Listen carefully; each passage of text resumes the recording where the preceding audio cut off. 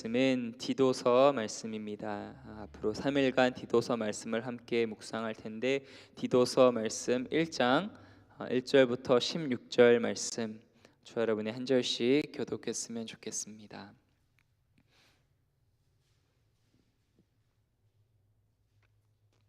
디도서 1장 제가 1절 읽기를 시작합니다. 디도서 1장 1절 말씀. 하나님의 종이요 예수 그리스도의 사도인 나 바울이 사도된 것은 하나님이 택하신 자들의 믿음과 경건함에 속한 진리의 지식과 영생의 소망을 위함이라. 이 영생은 거짓이 없으신 하나님이 영원 전부터 약속하신 것인데 자기 때에 자기의 말씀을 전도로 나타내셨으니 이 전도는 우리 구주 하나님이 명하신 대로 내게 맡기신 것이라. 같은 믿음을 따라 나의 참 아들 된 디도에게 편지하노니 하나님 아버지와 그리스도 예수 우리 구주로부터 은혜와 평강이 내게 있을지어다. 내가 너를 그레데에 남겨둔 이유는 남은 일을 정리하고 내가 명한 대로 각 성의 장로들을 세우게 하려 함이니 책망할 것이 없고 한 아내의 남편이며 방탕하다는 비난을 받거나 불순종하는 일이 없는 믿는 자녀를 둔 자라야 할지라. 감독은 하나님의 청지기로서 책망할 것이 없고 제 고집대로 하지 아니하며 급히 분내지 아니하며 술을 즐기지 아니하며 구타하지 아니하며 더러운 이득을 탐하지 아니하며 오직 나그네를 대접하며 선행을 좋아하며 신중하며 의로우며 거룩하며 절제하며 믿은 말씀의 가르침을 그대로 지켜야 하리니 이는 능히 바른 교훈으로 권면하고 거슬러 말하는 자들을 책망하게 하려 함이라. 불순종하고 헛된 말을 하며 속이는 자가 많은 중 할례파 가운데 특히 그러하니 그들의 입을 막을 것이라. 이런 자들이 더러운 이득을 취하려고 마땅하지 아니한 것을 가르쳐 가정들을 온통 무너뜨리는도다. 그레데인 중에 핫던 선지자가 말하되 그레데인들은 항상 거짓말쟁이며 악한 짐승이며 배만 위하는 게으름뱅이니라 하니 이 증언이 참되도다. 그러므로 내가 그들을 엄히 꾸짖으라. 이는 그들로 하여금 믿음을 온전하게 하고 유대인의 허탄한 이야기를 진리를 배반하는 사람들의 명령을 따르지 않게 하려 함이라. 깨끗한 자들에게는 모든 것이 깨끗하나 더럽고 믿지 아니하는 자들에게는 아무것도 깨끗한 것이 없고 오직 그들의 마음과 양심이 더러운지라. 그들이 하나님을 시인하나 행위로는 부인하니 가증한 자요 복종하지 아니하는 자요 모든 선한 일을 버리는 자니라. 아멘. 여러분 니 눕고라는 말을 아시나요? 니 눕고. 네, 경상도 사투리인데요. 저는 어렸을 때 울산에서 살아서 사투리를 썼었는데도 이렇게 다 잊어버려가지고 이렇게 사투리를 안 써본 분들보다 사투리를 못한다는 얘기를 많이 들었습니다. 니 눕고, 너는 누구니? 되게 어감이 많이 다르죠. 니 눕고, 너는 누구니? 우리의 정체성을 묻는 질문입니다. 나는 누구인가? Who am I? 풀러 신학대학원 리서치에 따르면 이 질문은 청소년들에게 있어 가장 중요한 질문 중에 하나라고 합니다. 하지만 청소년뿐일까요? 여기 계신 저와 여러분에게도 이 정체성의 질문에 대한 답은 우리 삶의 태도와 또 방향을 결정짓는 정말 중요한 요소일 것입니다. 그렇다면 그리스도인 성도의 정체성은 무엇일까요? 사도 바울은 다메섹 도상에서 부활하신 예수님을 만난 후에 확실하고 흔들림 없는 정체성을 가지고 평생을 살아갔습니다. 신약 성경의 거의 절반에 가까운 성경을 쓴 바울, 그의 편지의 대부분의 서두에서 바울은 자신을 이렇게 표현하고 있는데요. 하나님의 부르심을 받은 자, 예수 그리스도의 사도 또는 더러는 종으로 표현하고 있습니다. 오늘 본문 디도에게 보낸 편지에서도 사도 바울은 자신을 이렇게 표현하고 있습니다. 1절 말씀, 하나님의 종이요 예수 그리스도의 사도인 나 바울이. 먼저 하나님의 종, 노예라고 바울은 자신을 소개합니다. 종이 되고 싶은 사람은 없습니다. 모두가 종보다는 주인이 되고 싶어 하죠. 여러분 왕게임을 아시나요? 저는 어렸을 때 많이 했는데 이렇게 여러 명이 있고 이렇게 가위바위보를 하는 거예요. 그러면 이렇게 종부터 뭐 왕비, 왕까지 가서, 그래서 가위바위보를 이기면 결국 왕까지 가고 지면 이제 쫄다고 이제 종이 되는 거죠. 그럼 이제 왕한테 가면 가위바위보를 하면 그 왕이 시키는 모든 거를 해야 되는 거예요. 그럼 뭐 물 가져와라, 뭐 팔굽혀펴기 해라. 그러면 이제 종은 왕이 시키는 대로 하는 거죠. 참 재밌게 게임을 많이 했는데요. 우리 삶에서도 게임과 같은 그런 모습들이 있지 않나 생각합니다. 많은 사람들이 돈을 많이 벌고 높은 직위에 올라가려고 하는 것은 어떻게 보면 누군가의 비위를 맞추고 종처럼 살기보다는 내가 자유롭게 군림하며 왕처럼 살고 싶은 마음 때문은 아닐까요? 종으로 사는 것은 힘들고 어렵습니다. 하지만 누구의 종인가, 내가 누구를 모시냐도 굉장히 중요합니다. 사랑 많고 인자한 주인이 있고 또 악덕하고 또 정말 포악한 주인이 있다고 생각해 보십시오. 이 두 종의 삶은 굉장히 많이 다를 것입니다. 구약 시대에도 종들이 있었는데요. 자유인이 될 수 있음에도 주인을 사랑해서 자유를 포기하고 가족과 함께 영원히 주인의 종으로 살기를 원한 자들이 있었습니다. 그들은 표시로 문이나 문설주에 가서 이 귀를 뚫었죠. 저는 어렸을 때 저희 어머니한테 제가 귀 뚫고 싶다고 한 적이 있었는데 그건 종들이나 하는 거라고 막 이런 얘기를 들었었는데요. 그렇습니다. 귀를 뚫었던 거, 그 당시 고대 사회에서는 이 종들이 물론 자유를 얻을 수 있었는데 계명대로 그들이 저는 주인님이 좋습니다. 저는 가족과 함께 살겠습니다. 그래서 기꺼이 또 영원히 종으로 살기를 원한 사람들이 있었어요. 하나님의 종. 여러분은 하나님을 사랑하기 때문에 여러분 마음대로 살 수 있는 권리와 자유를 포기하셨나요? 하나님은 이 세상의 그 어떤 주인과는 비교도 할 수 없이 자유롭고 은혜로우시며 인자하신 하나님 아버지시죠. 그뿐 아니라 온 세상을 말씀으로 창조하신 창조주 아버지시요 또 온 세상을 다스리시는 만왕의 왕, 만주의 주이십니다.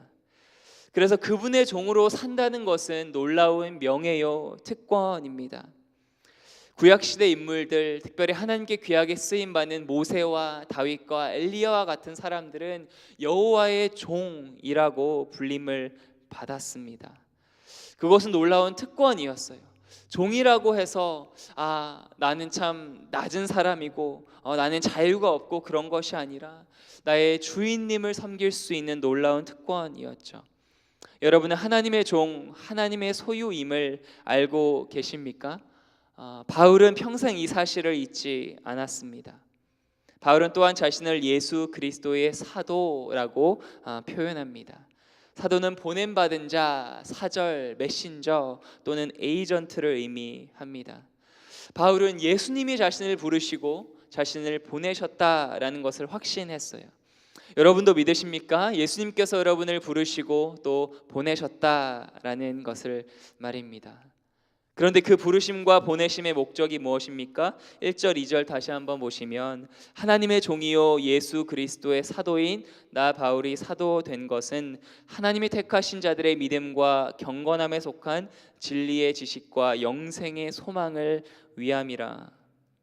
바울이 하나님의 종 예수 그리스도의 사도로 부르심을 받은 이 놀라운 명예요 특권의 목적이 있는데요. 그것은 바로 하나님이 택하신 자들, 즉 하나님의 백성을 위한 것이라는 사실입니다. 주의 백성의 믿음과 진리의 지식을 통해서 구원받고 경건함에 이르게 하는 것이 목적이었어요. 10절과 16절에는 경건하게 살지 않았던 할레파에 속한 거짓 교사들에 대한 바울의 경고와 가르침이 나옵니다. 즉 이 믿음이라는 것은 거룩한 삶에 이르게 한다. 그리고 바울이 부르심을 받은 이 목적은 이 하나님의 백성들의 믿음을 이렇게 encourage하고 그들이 하나님의 복음에 합당한 삶을 살 수 있게 도와주는 것이었습니다. Blessed to bless, blessed by God to bless others. 제가 참 좋아하는 표현인데요. 성경적인 표현입니다.